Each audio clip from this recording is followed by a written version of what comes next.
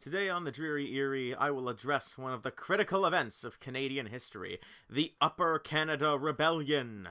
Though a relatively small affair, especially compared to the concurrent Lower Canada Rebellion of 1837, this insurrection proved the insecurity of Britain's hold over her colonies and led to broad government reforms that in hindsight led directly to Confederation. Just a few years after the rebellions, Upper and Lower Canada had been unified, and the Dominion of Canada was just decades away from realization. Even today, the cultural legacy of the rebellions looms large over Canadian identity.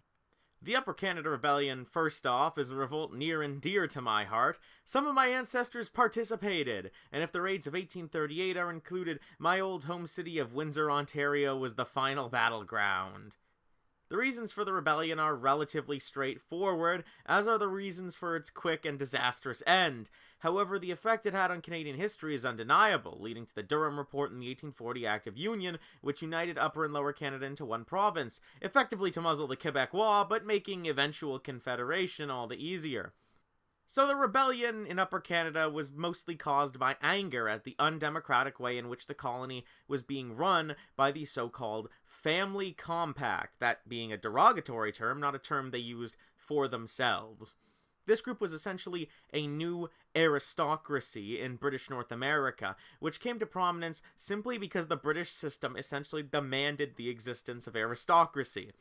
The Family Compact, however, was not typical aristocracy, rather an alliance of aristocratic-style landowners and wealthy businessmen.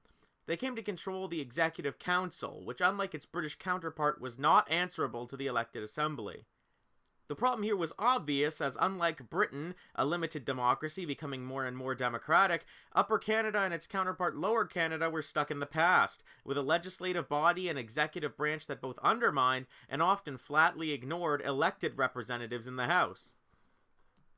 While many, especially of the lower class, wanted more democracy and a responsible government like in the home country, those of the Family Compact were concerned with crafting the new aristocracy that would establish the power of their dynasties.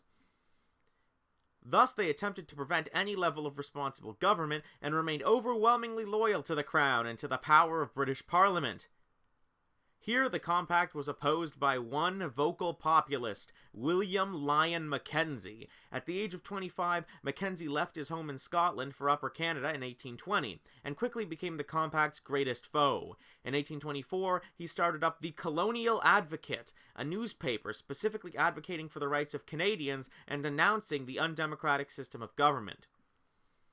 In 1828, he was elected in York, which is now Toronto, to the House, having become a hero to many in his area, and even across all of Upper Canada. In 1829, he met with Andrew Jackson, then the U.S. President, and Jackson seems to have endorsed Mackenzie's ideas and given him a good amount of ideological support. In 1832, he sailed to London to personally plead to Parliament on behalf of his people. Though many in Parliament sympathized with their colonial cousins, and specifically with Mackenzie's plight, nothing was to be done. The Family Compact then attacked Mackenzie viciously, destroying his property and threatening legal action against him. By December 1837, it was clear to Mackenzie that no reform could come without a rebellion like that of the United States. He decided that it would be better for Canada to be free of the Empire than for it to be without responsible government. On December 5th, Mackenzie led volunteers to take a York armory, terrifying Sir Francis Bond Head, who had sent his regulars to aid in quelling the rebellion in Lower Canada. Mackenzie demanded independence, but was of course denied. On December 6th, he led a gang of enraged reformers who wanted to destroy compact property. The group might have had more success were it not for the local guards, that is, loyalist militia. The men in front of the rioters, the more experienced fighters, fired at the loyalists and then laid down for the next row to open fire. But the inexperienced rioters believed that the men in front had been shot dead and quickly began to flee. They may have held, were it not for the death of Captain Anthony Anderson earlier, at the hands of John Powell. Mackenzie had captured Powell beforehand, but expected Powell to be honorable in his conduct, and did not properly search his person, believing that a York man would be honorable enough to tell the truth.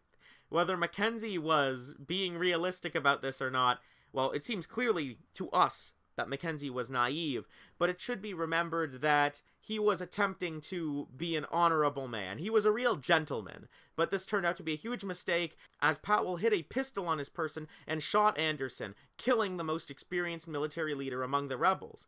They then fled to Montgomery's tavern. The rebels at the tavern had a competent leader, an Anthony van Egmond, a Dutch immigrant and Napoleonic War veteran, but again competent leadership was let down by unskilled fighters, who fled at the first sight of conflict. Besides, the Loyalists, now aided by reinforcements from Hamilton, were unbeatable. The next day, outnumbered and outgunned, the rebels surrendered after suffering 3 fatalities. Mackenzie had already fled, making his way to the United States. However, in 1838, Canadian rebel hopes were somewhat renewed. Later in December 1837, Mackenzie and some supporters had captured Navy Island on the Niagara River. Americans came to aid him, and an American steamer named the Caroline had shipped supplies to the fighters. Royal Navy Commander Andrew Drew captured the vessel, killing an American watchman and burning the ship. The action inflamed American sentiment against the British, already long present since the end of conflict with Britain in 1815.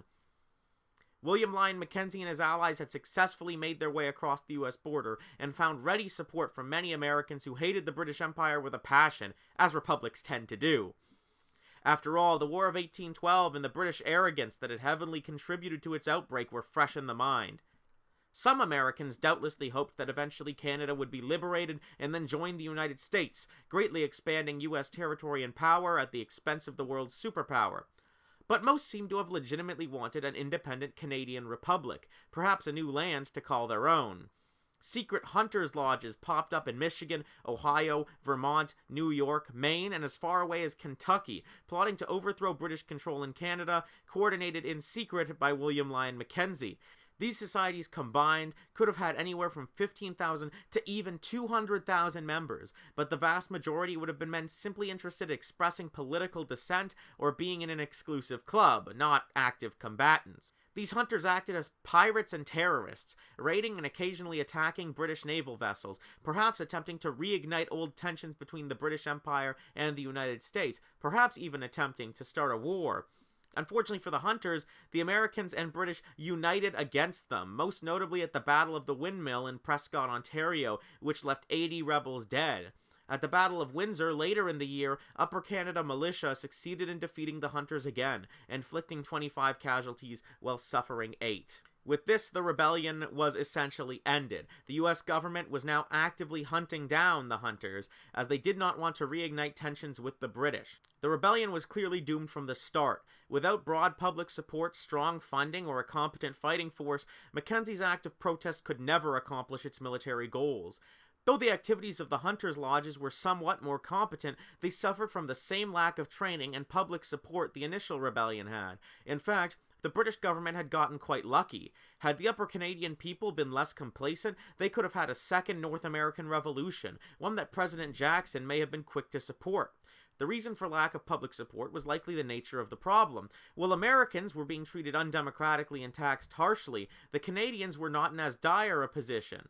Many Canadians, that is, the vast majority of uneducated farmers and laborers, were not invested enough in the ideal of democracy to fight for it without impetus. Indeed, Britain dodged a bullet in this lapse of judgment, as had the Upper Canada Rebellion had support equal to the Lower Canada Rebellion, York may have fallen and the rebellion could have become a full-scale war. This story may sound like a humiliating defeat for Canadian independence, and many still view it so even today, but the truth is that the sacrifice of the rebels was not in vain. In February of 1838, Lord Durham was appointed Governor-General, and though his term was short, he came up with a plan to prevent insurrection from occurring again. In the Durham Report, he proposed the uniting of the Canadas to force the French-Canadian population to integrate, a plan which thankfully failed, but more importantly, he denounced the Family Compact, broke its power, and heavily recommended responsible government be introduced. The situation in Upper Canada had been perilously close to that in the 13 colonies before the American Revolution, and Durham realized there was no point in delaying the establishment of democracy in Canada. Durham's treatment of Mackenzie's patriot rebels, exiling them without due process, brought a clamor from English Canadians for his resignation, which after the British government rebuked his decisions, led to his resignation. I will focus more on Confederation in the second half, but suffice it to say, Durham's recommendations were taken more or less into effect. William Lyon Mackenzie's influence was to be greater than he ever could have imagined. Not only did he return in 1849, but was re-elected to the House and served until his death in 1861. His family would forge a political dynasty, with his grandson William Lyon Mackenzie King serving as Canada's Prime Minister for 21 years, the longest in Canadian history, and he would lead Canada reasonably successfully throughout the Second World War in support of the British cause. In the Spanish Civil War, a socialist pro-Republican force from Canada was formed, and it bore his name. The Mackenzie Papineau Battalion was noted for their brave service to the Republican cause and the persecution they faced back in Canada, where serving in the conflict was actually illegal. Nowadays, there's still talk in Canada about the abolition of the monarchy, an action that would effectively sever the vestigial tie of Canada to Great Britain. However, this event is unlikely to occur at best, as it would be unnecessary and do very little for Canada, which would remain part of the Commonwealth regardless. In fact, it's unlikely Mackenzie would even want an abolition of monarchy nowadays, seeing Canada as it is today. William Lyon Mackenzie was not a soldier or an adventurer. He tried as much as he could to obtain peaceful change in Upper Canada, and only took up arms when his hope was lost. He would likely be quite pleased with our current arrangement, but more than a little annoyed at how long it took us to get this far.